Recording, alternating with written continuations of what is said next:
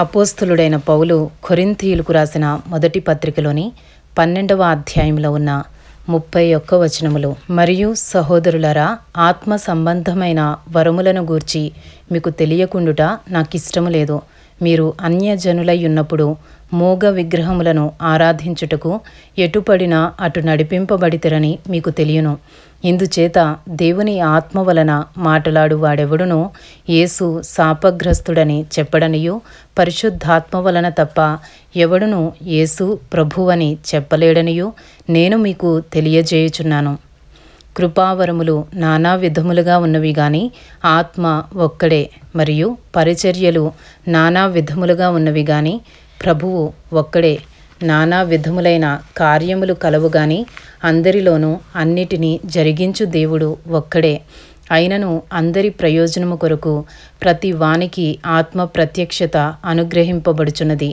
ఎలాగనగా ఒకనికి ఆత్మ మూలముగా బుద్ధి వాక్యమును, మరి ఒకనికి ఆత్మననుసరించిన జ్ఞానవాక్యమును, మరి ఒకనికి ఆత్మ వలననే విశ్వాసమును, మరి ఒకనికి ఆ ఒక్క ఆత్మ వలననే స్వస్థపరచు వరములను, మరి ఒకనికి అద్భుత కార్యములను చేయు శక్తియు, మరి ఒకనికి ప్రవచన వరమును, మరి ఒకనికి ఆత్మల వివేచనయు, మరి ఒకనికి నానావిధ భాషలను, మరి ఒకనికి భాషల అర్థము చెప్పు శక్తియు అనుగ్రహింపబడియున్నవి.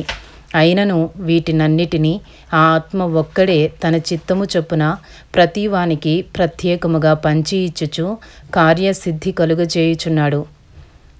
మొదటి కొరింథీయులకు 12వ అధ్యాయము 12వ వచనము నుండి. ఏలాగు శరీరము ఏకమయ్యునను అనేకమైన అవయవములు కలిగియున్నదో, ఏలాగు శరీరము యొక్క అవయవములన్నీయు అనేకములయ్యున్నను ఒక్క శరీరమయ్యున్నవో, అలాగే క్రీస్తు ఉన్నాడు. ఏలాగనగా యూదులమైనను, గ్రీసు దేశస్థులమైనను, దాసులమైనను, స్వతంత్రులమైనను మనమందరము ఒక్క శరీరములోనికి ఒక్క ఆత్మయందే బాప్తిస్మము పొందితిమి. మనమందరము ఒక్క ఆత్మను పానము చేసిన వారమైతిమి. శరీరం ఒక్కటే అవయవముగా ఉండక అనేకమైన అవయవములుగా ఉన్నది. నేను చెయ్యి కాను గనుక శరీరములోని దానను కానని పాదము చెప్పినంత మాత్రమున శరీరములోనిది కాకపోలేదు. మరియు నేను కన్ను కాను గనుక శరీరములోని దానను కానని చెవి చెప్పినంత మాత్రమున శరీరములోనిది కాకపోలేదు. శరీరమంతయు కన్నైతే వినుట ఎక్కడా? అంతయు వినుట అయితే వాసన చూచుట ఎక్కడా?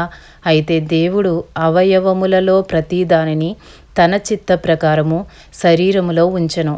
అవన్నీయు ఒక్క అవయవమైతే శరీరమెక్కడా? అవయవములు అనేకములైనను శరీరం ఒక్కటే. గనుక కన్ను చేతితో నీవు నాకక్కరలేదని చెప్పజాలదు, తల పాదములతో మీరు నాకక్కరలేదని చెప్పజాలదు. అంతేకాదు శరీరము యొక్క అవయవములలో ఏవి మరి బలహీనములుగా కనబడునో అవి మరి అవశ్యములే. శరీరములో ఏ అవయవములు ఘనత లేనివని తలంతుమో ఆ అవయవములను మరి ఎక్కువగా గనపరుచుచున్నాము. సుందరములు కాని మన అవయవములకు ఎక్కువైన సౌందర్యము కలుగును. సుందరములైన మన అవయవములకు ఎక్కువ సౌందర్యం అక్కరలేదు. అయితే శరీరములో వివాదము లేక అవయవములు ఒకదానినొకటి ఏకముగా పరామర్శించులాగున దేవుడు తక్కువ దానికే ఎక్కువ ఘనత కలుగజేసి శరీరమును అమర్చియున్నాడు.